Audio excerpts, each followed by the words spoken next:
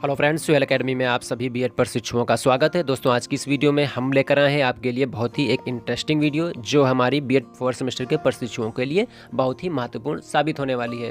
दोस्तों, जैसा कि आप सभी को पता है कि आप सभी की इंटर्नशिप 4 मंथ की किसी भी इंटर कॉलेज या जहाँ पर हाई स्कूल की क्लासेस यानी क्लासेस 10th तक प्रॉपर चल रही हैं, वहाँ पर आप लोगों ने इंटर्नशिप प्रॉपर जो है जा रहे होंगे करने के लिए। ठीक है, तो दोस्तों इंटर्नशिप में जैसा कि आपको इससे पहले भी बताया गया है और आपको अपने कॉलेज में भी बताया गया होगा कि वहाँ पर आपको 8 फाइलें कंप्लीट करनी होंगी।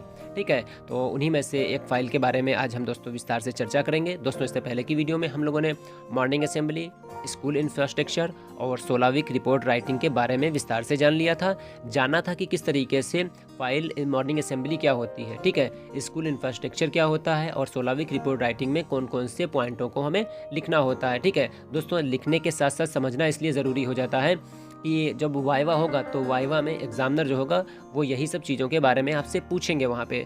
तो morning assembly, school infrastructure, 16 week report writing या रिफ्लेक्शन एंड कंसोलिडेशन यानी जितनी भी फाइलें हैं उनके बारे में लिखने के साथ साथ आप लोग उनको अच्छे से एक बार समझ लीजिएगा। समझना दोस्तों बहुत ही ज़रूरी हो जाता है। ठीक है, तो उम्मीद करते हैं दोस्तों वहाँ से जो भी बताए गए, चाहे वो मॉर्निंग असेंबली की फ़ाइल हो, चाहे वो स्कूल इंफ्रास्ट्रक्चर की हो या 16 वीक रिपोर्ट राइटिंग की फ़ाइल हो, जो भी बताया गया है आप लोग उसको अच्छे से समझ गए होंगे। दोस्तों, अगर फिर भी कहीं पर भी कोई भी कन्फ्यूज़न हो तो कमेंट्स बॉक्स में हमें कमेंट्स करके बताएं। ठीक है, तो दोस्तों आज की इस वीडियो में हम लोग जानेंगे कि किस तरीके से any other duty assigned by the principal की फाइल आपको लिखनी होगी। जैसा कि दोस्तों आप सभी को पता है कि 4 मंथ की इंटर्नशिप आपको किसी भी इंटर कॉलेज या जहां पर 10 की क्लासेस चलती हैं वहां पर आपको 4 मंथ की बीएड 4th सेमेस्टर में इंटर्नशिप करनी होती है। आप लोग प्रॉपर कर रहे होंगे। ठीक है, any other duty assigned by the principal की जो फाइल होगी, इसमें क्या होगा, जहां पर आप लोग इंटर्नशिप करते हैं वहां के जो प्रिंसिपल होते हैं वो आपको शिक्षण के अतिरिक्त अन्य जो कार्य करवाते हैं, जैसे कि प्रे करवाना या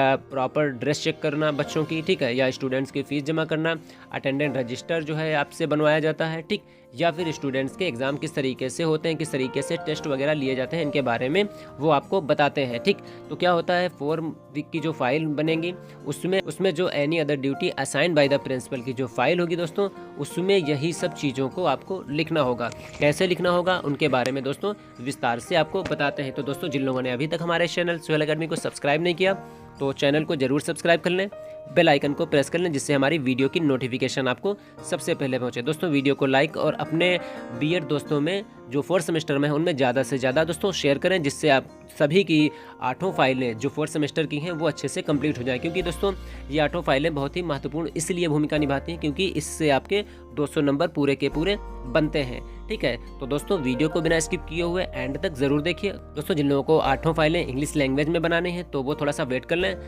जितनी भी फाइलें हैं यानी जितनी भी 8 फाइलें हैं वो सभी फाइलें इंग्लिश में बहुत ही जल्द अपलोड कर दी जाएंगी। आप लोग उनको वहाँ से देख के और जिस तरीके से लिखा हो तो उसमें क्या करिएगा, आप लोग थोड़ी सी डिटेल उसको चेंज करके आप अपने हिसाब से उसको वहाँ पर लिख दीजिएगा। तो शुरू करते हैं दोस्तों आज की इस वीडियो को और जानते हैं कि any other duty assigned by the principal की फाइल किस तरीके से कंप्लीट की जाएगी। ठीक है, तो दोस्तों यहाँ से शुरू करते हैं आज की file any other duty assigned by the principal. ठीक है, तो सबसे पहले दोस्तों आपको इंडेक्स बनानी है। तो इंडेक्स तो उसके बताने की ज़रूरत ही नहीं क्योंकि इंडेक्स आप अच्छे से इसको मेंटेन कर लेंगे यहाँ से। ठीक है, इंडेक्स में कौन कौन से पॉइंट लिखने होंगे उन पॉइंटों को दोस्तों देख लीजिए। यहाँ पर क्रम संख्या आ जाएगी, ठीक है, यहाँ पर विषय वस्तु आ जाएगी, यहाँ पर पृष्ठ संख्या, यहाँ पर सिग्नेचर हो जाएंगे जो टीचर वहाँ पर होंगे यानी प्रिंसिपल वगैरह सिग्नेचर करेंगे वहाँ पर। ठीक है, उसके बाद यहाँ पे प्रधानाचार्य द्वारा दिया गया अन्य कार्य यानी any other duty assigned by the principal हो जाएगा ये। ठीक, इसमें नंबर 1 पर लिखना है प्रधानाचार्य, उनके बारे में थोड़ा सा लिखना है डिटेल में। नंबर 2 पर लिखना है प्रशासन और अनुशासन क्या होता है इसके बारे में लिखना है। 3 नंबर पर लिखना है विद्यालय के प्रधानाचार्य, ठीक, उनके बारे में, स्वभाव और उनका व्यक्तित्व किस तरीके से है। ठीक, फिर उसके बाद यहाँ पर आता है प्रधानाचार्य द्वारा दिया गया अतिरिक्त कार्य। ठीक है, तो अतिरिक्त कार्य में क्या आ जाएगा, उसमें सबसे पहले यहाँ पर आ जाएगी प्रार्थना करवाना, ये भी आपको प्रार्थना करवाने की जिम्मेदारी आपको दी जाएगी। ठीक, उसके बाद वेशभूषा की जांच करना यानी ड्रेस वगैरह आपको चेक करना होगा बच्चों की प्रॉपर ड्रेस में आ रहे हैं या नहीं आ रहे हैं, उसके बारे में आपको यहाँ पर लिखना होगा। ठीक है, उसके बाद छात्रों की फीस आपको जमा करनी होगी, अगर वो काम करवाते हैं तो आप इसको जमा करिएगा। ठीक है, उसके बाद छात्रों की उपस्थिति की जांच करना यानी अटेंडेंस रजिस्टर वगैरह होगी, वो अटेंडेंस कभी कभी आपको काम दे दिया जाएगा तो आप उसको करेंगे, सीखेंगे दोस्तों आप यहाँ से। ठीक है, उसके बाद यहाँ पे पीटी अगर करवाना, अगर वहाँ पर पीटी अगर करवा रहे हैं तो उसके बाद उसको जो है आप करवा देंगे यहाँ पे। ठीक, उसके बाद यहाँ पे निष्कर्ष निकलता है कि निष्कर्ष के रूप में यानी आप जो यहाँ पर इन सभी की जाँच कर रहे हैं, ठीक है, काम कर रहे हैं यहाँ पे, एक्स्ट्रा वर्क यहाँ पर कर रहे हैं, तो आपको इससे क्या सीखने को मिलता है, क्या यहाँ पे निष्कर्ष निकलता है। ठीक है, तो इसी को हम लोग यहाँ पे आगे डिस्कस करेंगे और जानेंगे कि किस तरीके से ये फाइल में हमें लिखना होगा। ठीक, तो यहाँ पर आया है कि प्रधानाचार्य द्वारा दिया गया अन्य कार्य, any other duty assigned by the principal. ठीक, तो सबसे पहले यहाँ पर जिस इंटर कॉलेज या जहाँ पर आप 10th क्लास में जहाँ पर आप इंटर्नशिप कर रहे हैं, ठीक है, उस इंटर्नशिप कॉलेज के प्रिंसिपल सर के बारे में यहाँ से डिटेल में आपको लिखना है। ठीक है, तो जिस तरीके से यहाँ पर यह लिखना है कि प्रधानाचार्य शिक्षा संस्था में प्रमुख स्थान रखते हैं। ठीक, विद्यालय प्रशासन तथा प्रबंधन का मुख्य घटक होता है। ठीक है, अगर ये ना हो तो क्या होगा, टीचर मैनेजमेंट के बीच की जो एक कड़ी होगी वो प्रिंसिपल सर होते हैं यहाँ पे। ठीक है, इनके दो प्रमुख उत्तरदायित्व होते हैं। कौन कौन से उत्तरदायित्व होते हैं? एक सबसे पहले होते हैं प्रशासन करना और पर्यवेक्षण करना। प्रशासन कहाँ कर रहे हैं? वो स्कूल में, कॉलेज में। ठीक है, तो प्रिंसिपल कहाँ पर प्रशासन करते हैं? जहाँ पर वो अपॉइंट होते हैं, यानी अगर इंटर कॉलेज में या प्राइमरी विद्यालय में जहाँ पर आप कर रहे हैं तो वहाँ के जो प्रिंसिपल होंगे वो देखिए क्या कर रहे हैं, प्रशासन, पूरी जिम्मेदारी उनकी होती है। ठीक, पर्यवेक्षण करना यानी वो सुपरवाइजर, मतलब वहाँ पर वो देखते रहते हैं कि कौन सा ऑब्जर्वेशन वहाँ पर वो कर रहे हैं कि कौन सा आदमी कौन सा कार्य कर रहा है। ठीक है, कौन से कार्य हमें किस आदमी से करवाना है, सब्जेक्ट टीचर से हमें किस तरीके से सब्जेक्ट करवाना है, जिस मतलब जो जिस लायक होता है ना, जिसकी जो क्वालिफिकेशन होती है उसी क्वालिफिकेशन के अकॉर्डिंग उनको जो है सब्जेक्ट वगैरह अलॉट करते हैं। ठीक है, बच्चों की देख रेख वहाँ पर होती है, उनकी जिम्मेदारी उन्हीं की होती है। ठीक है, शिक्षा किस तरीके से चल रही है, शिक्षा का जो पूरा जो स्ट्रक्चर होता है, जो प्रबंध होता है, उसकी पूरी जिम्मेदारी आपके यहाँ पर प्रिंसिपल की आ जाती है। ठीक है, तो प्रिंसिपल के बारे में जानते हो, एक कथन बहुत ही प्रसिद्ध है कि सेनाएं महान नहीं होती हैं। ठीक है, यानी सेनाएं जो होती हैं वो महान नहीं होती हैं, सेनापति जो होता है वो महान होता है। ठीक है, यानी प्राचीन समय में जो युद्ध होते थे उसमें क्या होते थे, सेना कब हारती थी, जैसे उनका सेनापति या उनमें जो सेना का जो नेतृत्व कर रहा था, ज़्यादातर सेना का नेतृत्व तो सेनापति ही लोग करते थे।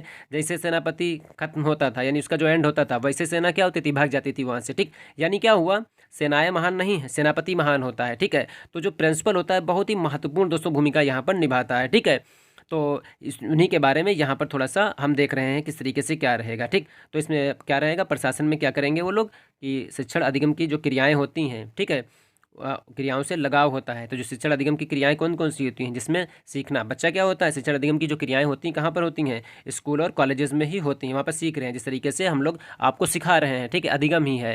ठीक है, हम लोग तो टीचर आपके हैं, तो आपको बता रहे हैं किस तरीके से आपको फ्यूचर में टीचर बनना है, उसी के बारे में आपको डिटेल से बताते रहते हैं। ठीक है, तो यहाँ पर क्या होगा, विद्यालय को प्रशासन और प्रबंधन की सभी क्रियाओं जैसे कि पाठ्यक्रम, सिलेबस क्या होना चाहिए। ठीक है, शिक्षकों, टीचर्स, शिक्षकों की जो विधियाँ होती हैं, किस मेथड से वो पढ़ा रहे हैं, पर विधियों के बारे में बता रहे हैं, सहायक जो क्रियाएं होती हैं। ठीक है, उसके साथ साथ सहायक सामग्री आदि की व्यवस्था करनी होती है। तो ये प्रिंसिपल सर के काम होते हैं। देखिए, जहाँ पर आप बीएड कर रहे हैं, ठीक है, उनको देखिए, जहाँ पर आप इंटर्नशिप कर रहे हैं उनको देखिए, तो सारी जिम्मेदारी किसकी आ रही है, सारी जिम्मेदारी प्रिंसिपल की ही आ रही है। ठीक है, किसी भी विद्यालय की कार्यकुशलता, गुणवत्ता, विद्यालय का स्तर तथा वातावरण प्रधानाचार्य के व्यक्तित्व और कौशल पर निर्भर करता है। ठीक, तो देखिए कितनी महत्वपूर्ण भूमिका प्रिंसिपल की आती है। कभी कभी हम लोगों को प्रिंसिपल इस तरीके के मिल जाते हैं जो अपना काम उचित ढंग से वो नहीं कर पाते हैं। ठीक है, तो क्या होता है, बहुत सी प्रॉब्लम खड़ी हो जाती है स्टूडेंट के लिए भी, टीचर स्टाफ के लिए भी, यानी सब के लिए, मैनेजमेंट से लेके जो है टीचर स्टाफ से लेके स्टूडेंट सब के लिए आ जाती हैं। अगर जिसको कुछ नहीं ज़्यादा पता होता है वो आके वहाँ पर जब अपॉइंट हो जाता है, ठीक है, उनके बारे में यहाँ पर बताया जा रहा है। ठीक है, तो अक्सर कभी कभी हम लोगों को ये सुनने को मिल जाता है, देखने को मिल जाता है। ठीक है, फिर उसके बाद यहाँ पर होता है प्रशासन और अनुशासन, किस तरीके से उनका प्रशासन और अनुशासन यहाँ पर है, उनके बारे में यहाँ पर हमें लिखना होता है। ठीक है, तो यहाँ से देखिए कि कुशल प्रशासक के रूप में प्रधानाचार्य विद्यालय प्रबंधन समिति को उचित दिशा निर्देश प्रदान करता है। देखिए, विद्यालय का जो प्रधानाचार्य होगा तो विद्यालय प्रबंधन समिति को क्या करेगा, उचित दिशा निर्देश वो देगा। ठीक, प्रबंधन संबंधी नीतियों को निश्चित करना, शिक्षक संघ का गठन करना और विद्यालय के शिक्षण कार्यों को संपादित करना। ठीक है, इसकी जिम्मेदारी आती है, ये जिम्मेदारी आती है प्रिंसिपल की। ठीक है, उसके बाद यहाँ पर आता है उनका अनुशासन। तो विद्यालय में अनुशासन को बनाए रखने की जो भूमिका होती है वो किसकी होती है, वो होती है दोस्तों प्रधानाचार्य जी की। तो इसको इस तरीके से आप लिख देना, कोई दिक्कत नहीं यहाँ से आएगी। ठीक है, तो विद्यालय के कार्यों को सुचारू रूप से चलाने के लिए जरूरी है कि विद्यालय से जुड़े सभी व्यक्ति अनुशासन का पालन करें। देखिए, अनुशासन का पालन करेगा प्रिंसिपल से लेके और जो लास्ट में जो सबसे 4th क्लास में जो पियोन वगैरह आते हैं, ठीक है, ये सब रहेंगे अनुशासन में। जो अपना जो जिनका काम है, अगर वो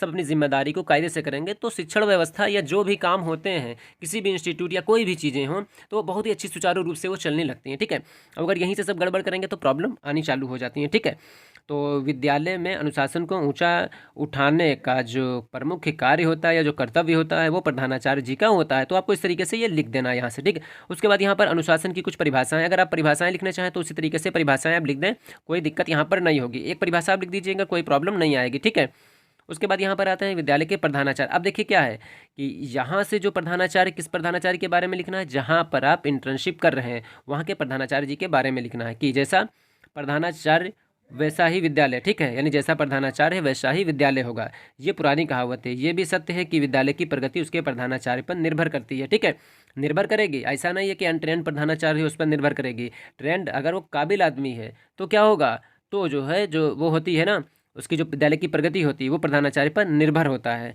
ठीक है। और प्रगति के साथ साथ जो दुर्गति होती है वो भी इन्हीं पर निर्भर हो जाएगी, अगर वो ठीक ढंग से काम नहीं कर पाएंगे अपना, ठीक है।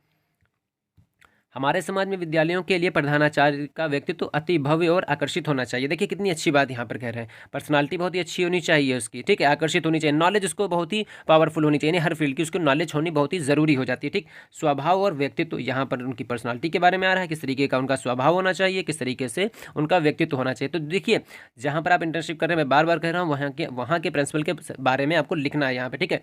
तो वे थोड़ा सा जहाँ पर लिखना ऐसा कमी तो आप लिखेंगे नहीं, ठीक है, उनकी अच्छाई ही लिख देंगे। वे स्वतंत्र विचार वाले, दयालु, मृदुभाषी और सज्जन व्यक्ति हैं। वे अपने सहायकों और विद्यालय के चतुर्श्रेणी कर्मचारियों की सहायता के लिए हर प्रकार से हमेशा तैयार रहते हैं। अध्यापकों के साथ उनका व्यवहार बहुत अच्छा है। वे वरिष्ठ अध्यापकों का बहुत सम्मान करते हैं, ठीक, तो करना भी चाहिए। प्रधानाचार्य द्वारा दिया गया अतिरिक्त कार्य, अब यहाँ पर देखिए क्या है, जो अतिरिक्त कार्य आपको दिया जाएगा उसमें क्या रहेगा, प्रार्थना करवाना होगी, वेशभूषा की जांच करनी होगी, छात्रों की फीस जमा करनी होगी, छात्रों की उपस्थिति की जांच करनी होगी, ठीक है, पीटी करवाना होगा। तो ये प्रमुख कार्य होते हैं, इनको आप कर दीजिएगा, इन्हीं के बारे में आगे लिखना है। जैसे प्रार्थना यहाँ पर करवाना, ठीक, तो यहाँ पर प्रार्थना कब करवाई जाती है, सुबह सुबह प्रार्थना करवाई जाती है, देखिए आपको बस खाली यही लिखना है यहाँ से, ठीक है। तो ये प्रार्थना कैसे होती है, सभी स्टूडेंट को क्लास वाइज से आपको लाइन में लगाना होता है, ठीक है, कुछ बच्चों का चुनाव करके वहाँ पर ये प्रार्थना के लिए अवेलेबल हो जाते हैं, ठीक, बस आपको ये करना है। वेशभूषा की जांच, वेशभूषा में क्या होता है, जो ड्रेस वगैरह होती है उसकी जांच आपको करनी है, ठीक है, यानी कंप्लीट यूनिफॉर्म पहन के आ रहे हैं या नहीं आ रहे हैं उसके बारे में आपको यहाँ पर लिखना होता है। तो जैसे लिखा हुआ है उस तरीके से आप यहाँ से इसको लिख सकते हैं, कोई दिक्कत नहीं आएगी, ठीक है।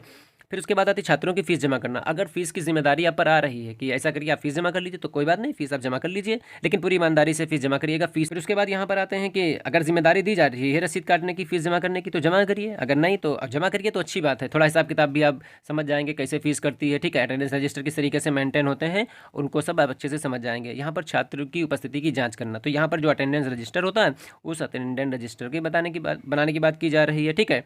तो अटेंडेंस रजिस्टर आप अच्छे से मेंटेन करिए, वो भी बहुत अच्छे से सीख जाएंगे आप, ठीक। पीटी करवाना, विद्यालय में छात्र अध्यापकों के द्वारा सप्ताह में कम से कम 2 या 3 बार पीटी की जिम्मेदारी प्रदान की जाती है। अगर जिम्मेदारी दी जा रही है तो पीटी करवा दीजिए, ठीक। उसके बाद आपको यहाँ पर लिखना है कि इस प्रकार विद्यालय में प्रधानाचार्य जी के माध्यम से अनेक शिक्षण व अन्य कार्य छात्र अध्यापकों को सौंपे गए, ठीक। छात्र अध्यापक ये आपके बारे में बताया जा रहा है, शिक्षक नहीं छात्र अध्यापक अभी आप ही हैं, ठीक है, टीचर स्टूडेंट्स यहाँ पे आप ही हैं अभी, ठीक है, सौंपे गए। इसमें हम अनेक प्रकार के अन्य कार्य व कार्यक्रमों और विद्यालय के नियमों की जानकारी प्राप्त हो सकी, ठीक। हमें विद्यालय के प्रबंधन की विधि और नियमों को जानने का अवसर प्राप्त हुआ, ठीक। जब आप जाएंगे वहाँ पे 4 महीने की इंटर्नशिप के लिए, ठीक है, तो क्या होगा, 4 मंथ की जब इंटर्नशिप आप करेंगे तो बहुत कुछ सीखेंगे, वहाँ पे जाएंगे ही नहीं तो सीखेंगे क्या वहाँ से, ठीक। उसके बाद निष्कर्ष रूप में यहाँ पे जो भी निकल के आया है, किस प्रकार हम कह सकते हैं कि इंटर्नशिप एक बहुत अच्छी कार्यप्रणाली, इसमें छात्रों व छात्र अध्यापकों को साथ साथ विद्यालय के अनेक प्रकार के कार्यों का भी ज्ञान प्राप्त होता है। इसमें छात्र अध्यापकों का विकास व शिक्षण अधिगम प्रक्रिया का विकास भी होता है, होगा क्यों नहीं।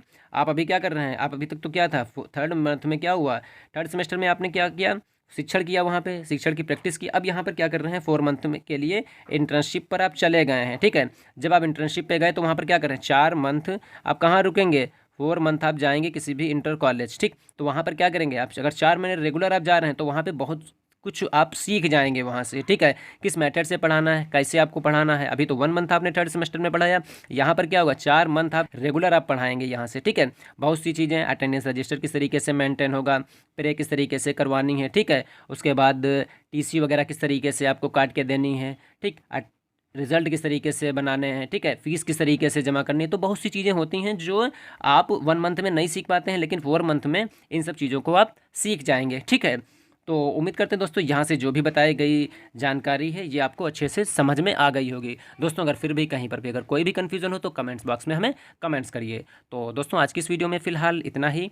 तो दोस्तों आज की इस वीडियो में हम लोगों ने जाना कि किस तरीके से any other duty assign by the principal की जो फाइल होती है वो कंप्लीट होगी। हमने जाना कि किस तरीके से प्रधानाचार्य, विद्यालय के प्रधानाचार्य की भूमिका क्या होती है, प्रशासक के रूप में प्रबंध तंत्र के बीच में, टीचर और स्टूडेंट के बीच या प्रबंध तंत्र के बीच किस तरीके से वो भूमिका अपनी निभाते हैं। उसके साथ साथ ये भी जाना कि किस तरीके से जो 4 मंथ की इंटर्नशिप होती है उसमें जो प्रशिक्षु होते हैं यानी बीएड के जो प्रशिक्षु होते हैं उनको कौन कौन से क्रियाकलापों को वहाँ पर करना पड़ता है। दोस्तों अगर फिर भी यहाँ से कोई भी पॉइंट अगर आपको कन्फ्यूजन लग रहा हो, कुछ ना समझ में आ रहा हो, तो कमेंट्स बॉक्स में हमें कमेंट्स करिए। और दोस्तों जिन लोगों ने अभी तक हमारे चैनल सुहेल एकेडमी को सब्सक्राइब नहीं किया तो चैनल को जरूर सब्सक्राइब कर लें, बेल आइकन को प्रेस कर लें, जिससे हमारी वीडियो की नोटिफिकेशन आपको सबसे पहले पहुँचे। दोस्तों वीडियो को लाइक और अपने दोस्तों में ज़्यादा से ज़्यादा शेयर करें। मिलते हैं दोस्तों नेक्स्ट वीडियो में बहुत ही जल्द। तब तक के लिए दोस्तों अपना ख्याल रखिए और अपने इंटर्नशिप की फाइल, ठीक है, जो भी फाइलें आठ हैं उनको अच्छे से कंप्लीट करिए। और दोस्तों बताते चलें आपको कि आपके एग्जामिनेशन फॉर्म भी फिलअप हो रहे हैं, तो उनको अच्छे से फॉर्म फिलअप करके अपने कॉलेज में जहाँ से आप बीएड कर रहे हैं वहाँ पर आप उसको जमा कर दीजिए।